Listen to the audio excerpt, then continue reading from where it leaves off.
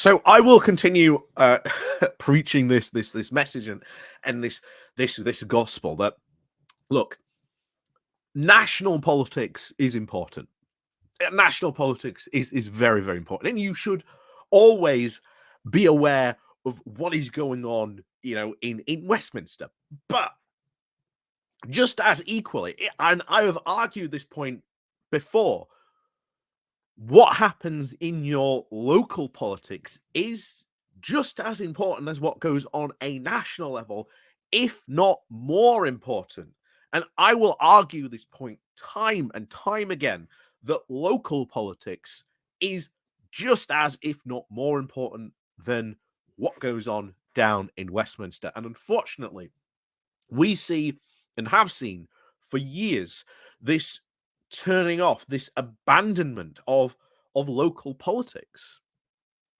And I've said numerous times, very, very easily, if you really want to make a change in your local communities, go and be a councillor, because the turnout rate probably works incredibly in your stead. You've only got to get 600-700 votes, which is very doable. I mean, the last local election, I talked about the Green campaigner in Barnsley, worked by himself, had no one else backing his campaign, did all his flyering, all the door knocking by himself. He got he got what? I think it was 700 votes, and he was only about 200 votes off. And he did that by himself. If he was doing that in a different ward, in Barnsley, there were a couple of wards he could have won because the turnout was so low. You were talking between, I think it was like 23 and 25%. I think the overall turnout across the borough, I think was, between that as well. Turnout at local elections, incredibly low. But as I said, and you know what's coming next. There it is. If you really want to make a change in your local, community, I always recommend this book, Paint Your Town Red. It is a fantastic book. It tells you how to get involved in local politics, tells you what the right thing, how you need to do, what you need to do, and then it also outlines Plan Red of how you can unleash some very socialist policies to really rebuild your town. And it has worked incredibly well in the towns that have adopted these policies, even more so the other towns that have really gone hard on these policies. So, as always, at this point, I advocate get this book. If you haven't got it already, get it, read it. It's always worth it, especially when it comes around to sort of local election times. Get this book. It's very good. But yes, if you're a local Labour supporter or anything like that, get that book as well, because it also shows you how, even if you aren't a local councillor, how you can adopt or get council to adopt those policies. So, as always, please, if you haven't read that book already, go out and read it. It's available at all good bookshops online, of course. But yeah, go out, read it. But the other public announcement today is the fact that still, everyone, I think, very much in the UK, is still not aware that from this local election going on, you are going to have to bring ID. Now, I said last time we talked about this that there was another change in 2010 where they decided to close voting booths early for local elections. And it disenfranchised about 1,000 people. And this caused them to essentially drop this completely. Now, this is going to disenfranchise a lot more people. So expect, especially after local elections, to see counts of just how many people went to the polls and got turned away and couldn't vote, either because they didn't bring ID or because they didn't have the correct type of ID to vote. And I'm really, really glad that today in Barnsley, in fact, the Barnsley Chronicle, there was a local councillor who had brought this up and has slammed the rules, and he's called it shameful. And he does rightly so for doing this, because we have had fine elections before this with little to no electoral fraud taking place. This has been done with the express purpose of trying to disenfranchise people, because these exact types of ID that they're asking for target people who, well, aren't likely to vote Conservative. So we're going to go have a look at getting to what this council had to say, because I think it's a point worth making, but also a point worth echoing as well. So please do remember to share this video, because it is very, very important, especially if you live in the UK, to share this message that you do need ID, because this still is not being spread widely enough. And trust me, after the May local election, I think there is going to be a very big hullabaloo about this, because people just did not realize that this was even being brought in, or that this is now going to be a thing. And trust me, this is going to disenfranchise a lot of people. So before we do that, though, please do click the like and share button. And of course, down below, there are links to my Patreon page, more of a donation link called Buy Me Coffee, where you can buy me coffee, and of course, the YouTube thank you button, and of course, the Pony Club as well. So, as always, let's go on into this. Oh, hang on, there we go. So this comes from the We Are Barnsley, and they took their cover on this with shameful new election rules slammed. New rules, which mean voters will have to have a form of ID, have been slammed as an attack on the working class. For the first time, a government ruling means that residents in Barnsley will have to show photo ID to vote in the local elections in May. However, the decision has been criticised by a number of high-ranking Barnsley councillors. Councillor James Higginbottom, who represents the Wunwell ward, said that this change is an attack on the rights of people to vote. He added, "I would like to commend the Barnsley Council's electoral services staff for their hard work in trying to prepare our residents for the introduction of voter ID in May's local elections. However, it is shameful that we are in this situation in the first place. The requirement to show ID when voting in person is due to a completely unwanted and unnecessary change into the law introduced by the Conservative government. It is an attack on the fundamental rights of every citizen to vote in the elections, and will mean that people without ID are at risk of losing their vote and their voice. As we get close to this year's elections, make sure you have ID ready.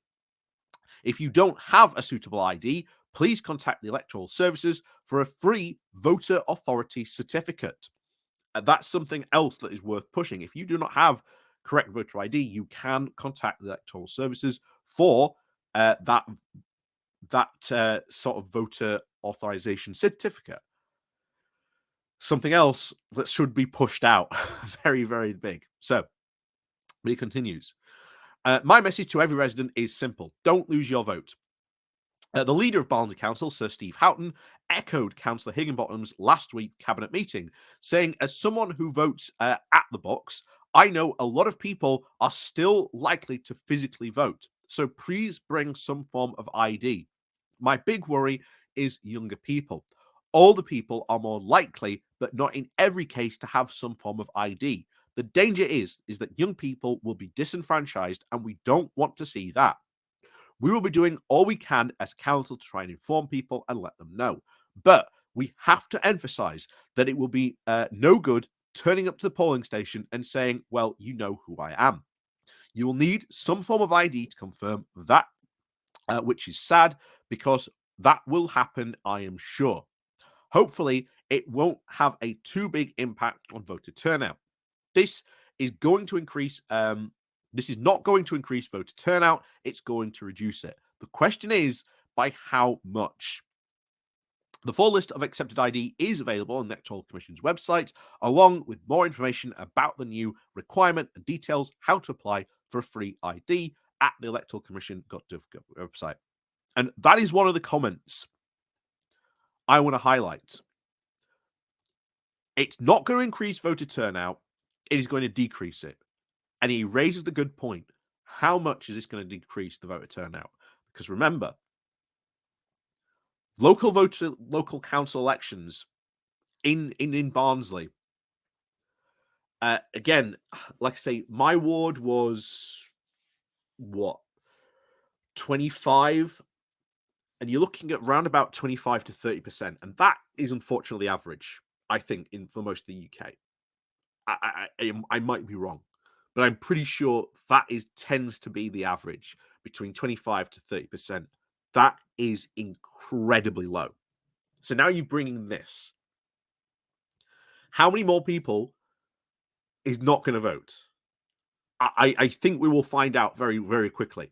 And trust me on this one, there is going to be, and there should be, an almighty kickback from Labour. Labour should absolutely, and not just make this a Labour thing, they should make this a cross-party thing by saying how many people this has disenfranchised.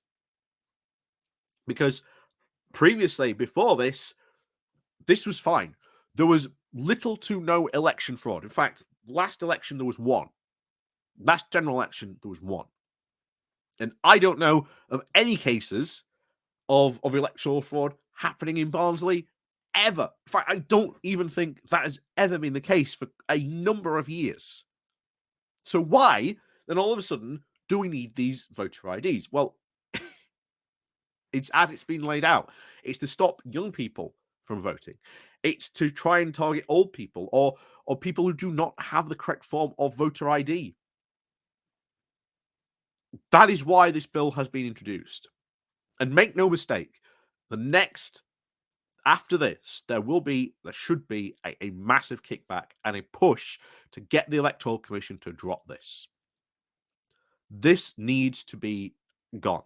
And this was only put in place by Conservative government who managed to sneak it through very, very sneakily at the 11th hour. And it's going to go bad. It's going to go wrong for them, I think, because how many people in Tory constituencies, old people, are going to get disenfranchised? Because, as he points out there, that will happen. You'll get people who will go to the box and say, well, you know who I am. I live down the road. You know, you live at so-and-so. I know you. I've known you for years. You know who I am. That's not going to work. But there will be a lot of Tory constituencies where that happens as well.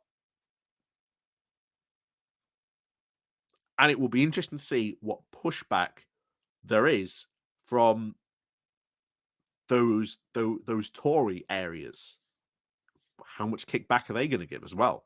Because ultimately that will also help decide. That's why I said Labour should make this very much a cross-party thing, that this whole new voter ID thing is stupid. Just drop it, because elections worked perfectly well before you brought this in.